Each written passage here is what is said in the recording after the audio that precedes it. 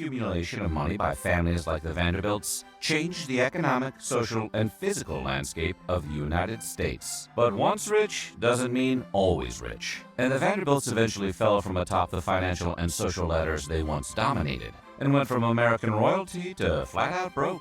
How'd they screw it up? Well, today we're going to take a look at how the famous Vanderbilts blew their fortune. Hey guys, it's Matt. YouTube put a video in front of me this morning regarding a topic it knows I can't resist.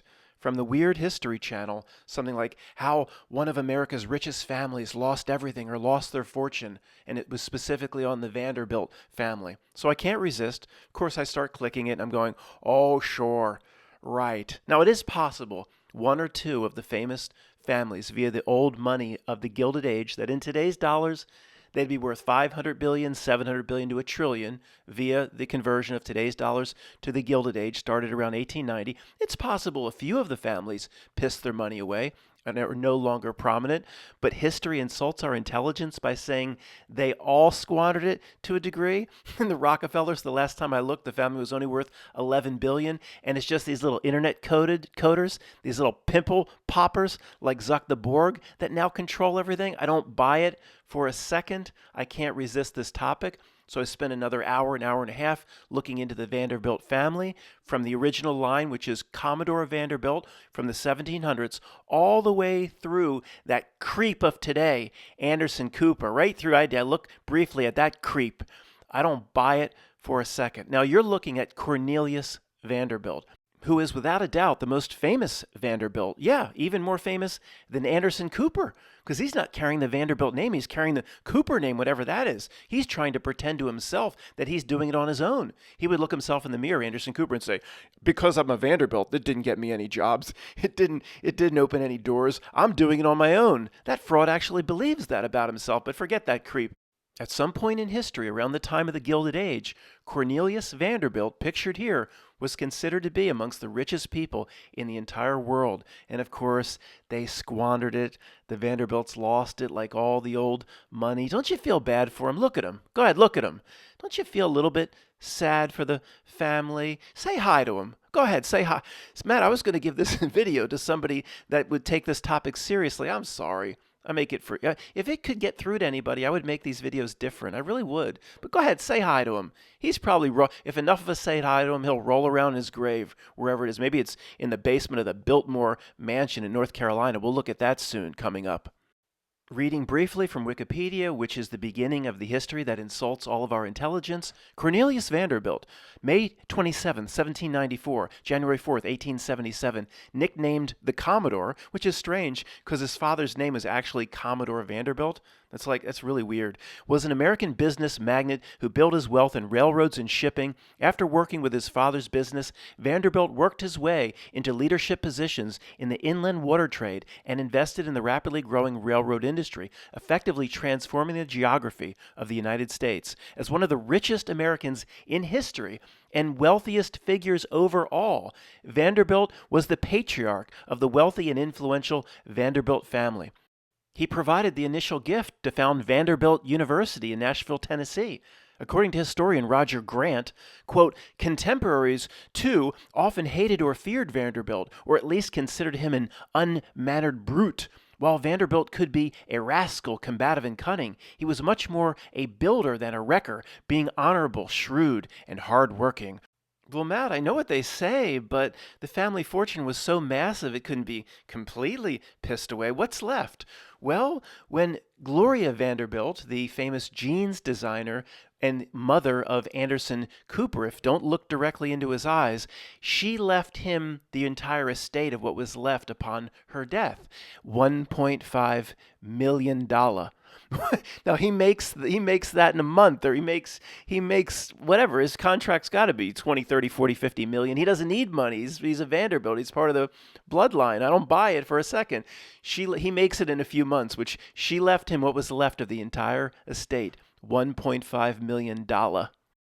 Matt, why are you so skeptical about what history tells us where the old money went? You've said before, even your friend Tony explained to you or tried, you're so thick-headed, Matt, that see, the new generations inside the old money, they don't have the work ethic. They were born with a silver spoon and they make bad decisions. And see, that's what happens, Matt. Your friend Tony explained it. You just don't want to listen. The newer generations just can't manage the money like the one that initially created the wealth. Well, sure, I'd buy it if it happened to just one or two families. And the names like Carnegie and Morgan, the families were prominent today and present, like Melvin, Dr. Evil, and Zuck the Borg. Well, most people that don't know the code don't know who that is. Like Gates, Bezos, I don't even know the real names, and Zuckerberg. They're not prominent. Where are the Morgans? Where are the Carnegies? Where are the Rockefellers in the last 20 years? Where are the Harrimans? Where are the Vanderbilts? It just, in a similar sense, happened to all the old money. And there's always a convenient story. Well, Matt, you don't understand. You didn't do your research on Carnegie. He gave it all away. Oh, that's the big theme. Isn't that convenient to explain why all the old money family name influence is gone? If they didn't piss it away, they gave it away. Oh, sure. Come on. There's so many reasons this is complete nonsense. They must have had the worst financial planners in the world. Let's just go over this simple exercise. In today's dollars, the old money was worth, and this is what they report to us, in today's dollars, 300 billion to close to $1 trillion. If you go back in the value of money and whatever the buying power and purchasing power was back in the day. Now, they must have all had the worst financial advice of all time. Every single one was using the same warped, demented, and retarded financial advisor. Because any kid out of college that was trying to get into financial planning would say to these families, listen, you're going to have to do certain things as the heirs to hold on to the money. Now, this is Cornelius Vanderbilt II, and there's Cornelius Vanderbilt III, and this whole big family tree. Any financial planner that's not completely out of his mind or her mind would say, listen, you didn't make the money. You don't quite have the business acumen. If you want to hold on to the fortune family collectively, I know it gets split up as the family gets larger, but what do they say the whole Vanderbilt family's worth today? They still say nothing, and the branch goes out very wide. There's only a few things you have to do, the financial advisor would say. Number one, you simply have to take the existing fortune and put it in relatively safe investments. T-bills, bonds, maybe 20% in stocks. And if they object, you could say, Cornelius Vanderbilt II, you know what that leaves you a year to piss away?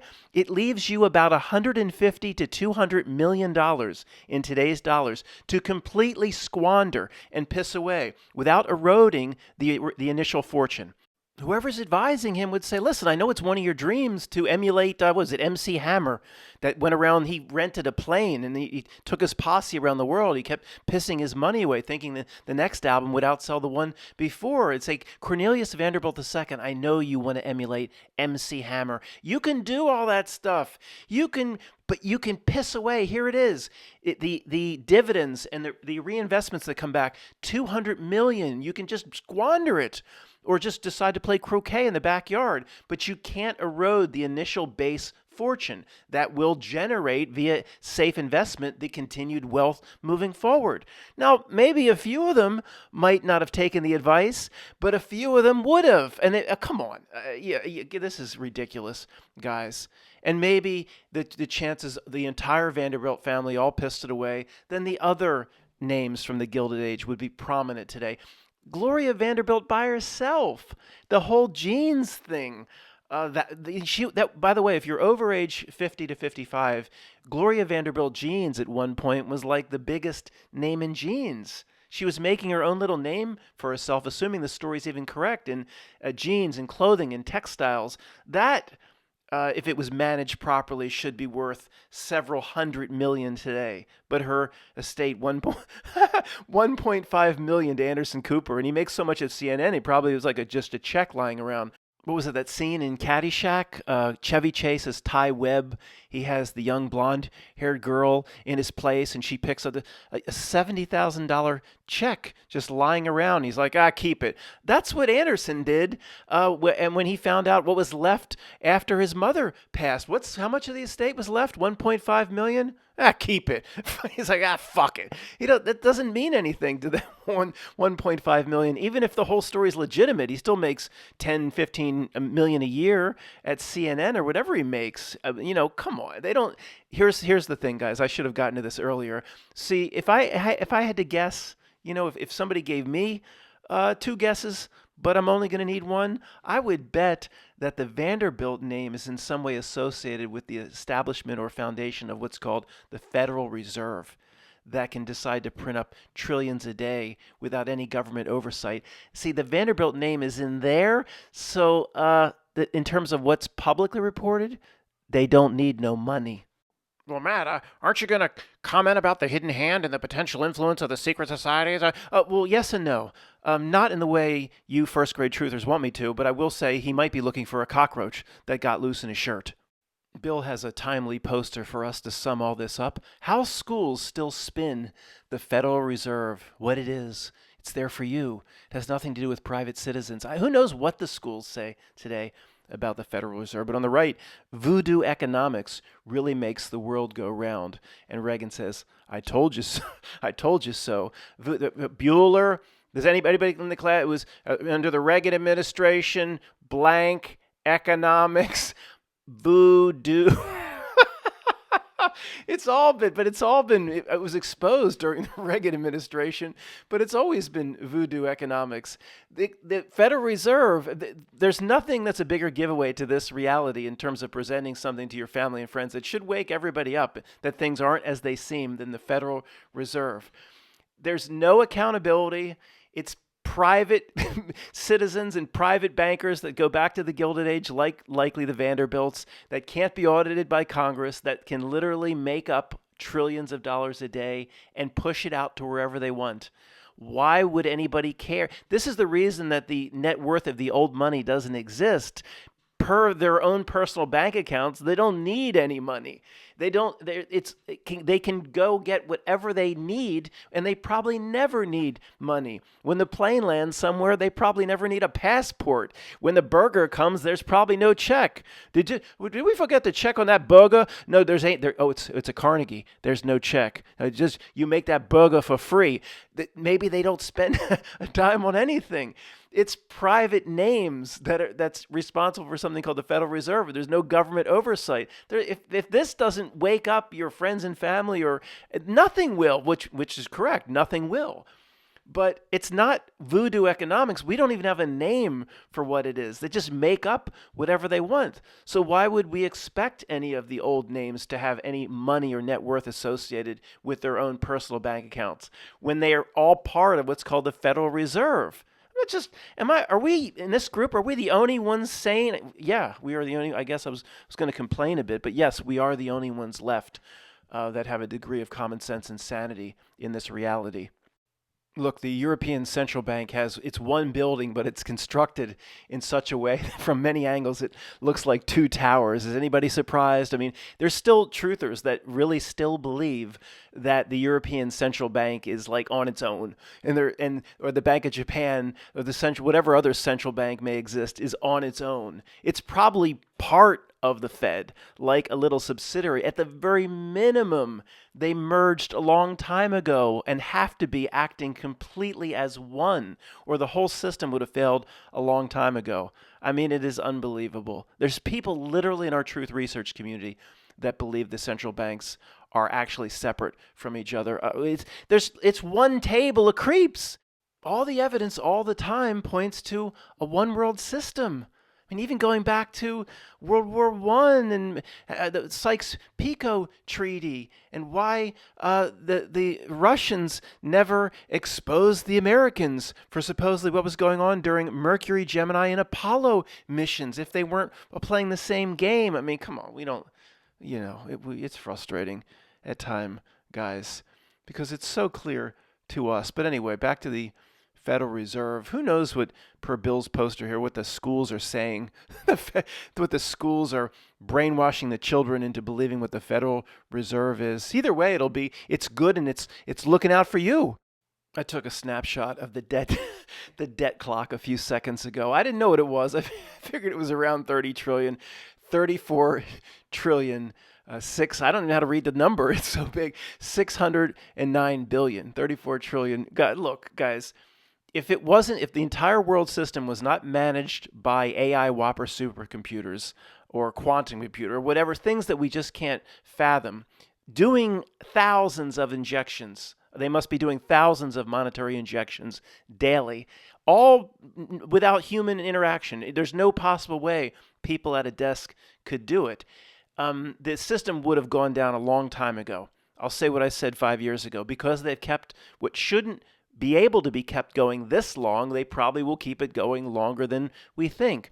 But there's no way it can continue. It's the inflation that will break it. They can create 50, 100 trillion a day. They could, but then the price of an apple would go to $1,000.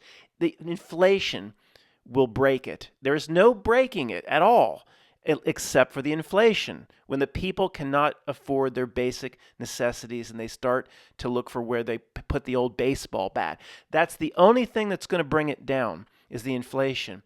And the AI or whatever systems they have injecting all over the world, it has been masterful. The price of an apple should be $20 or $30 now, based on the amount of trillions they must be throwing around off books. If somebody's trying to tell me about the Fed balance sheet, and the Fed balance sheet records for the public what's been spent, oh, sure. Yeah. No, the Fed balance sheet, whatever it is, and then there's 50 trillion off books. Why would I believe? Why do people try to tell me they have to show us? I mean, you're kidding me. So if somebody's yelling at me, yeah, the inflation is difficult now. Yeah, I know. I go buy bread and milk myself, and eggs. I'm aware of that, but it still should be 10 times worse. The inflation has been managed. Incredibly, but they can't hold the tidal wave back forever. I'll say what I said 5 years ago. Because they've kept it going this long, we should assume they'll keep it going longer than we could think or we could possibly have imagined. So the same thing. It doesn't seem like it should be able to survive another month, but they probably somehow will do it, because there is no breaking it, again, other than when the people cannot afford to buy a loaf of bread, or huge sections of the population, and then start to get unruly. And they have the new system ready to go. Of course, it's all ready to go now. They'll introduce a crisis when they need to. It's all planned. Do not be scared when they do it. They'll scare the heck out of people. They'll probably shut banks down and people will lose, and all these horrific stories. They have to make it scary for people to immediately adopt the new system, and for people to look to the new system as a savior. Don't be scared by it. I don't know when it'll come. I'm not making any predictions, but the new system is all ready to go, and all the big companies are already testing and parallel testing, and it'll be so amazing that the new, like Walmart, will be all ready in just a few weeks to accept the new federal credits. So they'll be all ready to go, amazingly, in just a few weeks via the big, huge companies. That'll put even more mom and pops out of business. So, look, when it happens, the new system, whatever it may be, digital or crypto-based or however they'll do it, some people will be huge winners. Of course, it'll be the same group, Bezos and Melvin and Warren Buffett, and some people will lose big and have certain investments and bank accounts wiped out. And, I'm no expert as to what's going to go down, but my advice has been the same for 10 years. A dollar sitting in some account literally doesn't exist. Literally. It's just a number on a piece of paper. Whatever dollar I get, if I can put it into a brick, if I can put it into a 2x4, a piece of lumber, if I can put it into a sheet of plywood, it's expensive, but 4x8 sheet, 3/4 sheet inch exterior plywood that pushes $50 will last for the rest of my life. And that's converting worthless dollars into things that are real. And that's the only thing that people can do at this point, because who knows when the new system comes. Whatever your net worth was in dollars, will that be transferable to the new credit system? I mean, who knows? Who cares?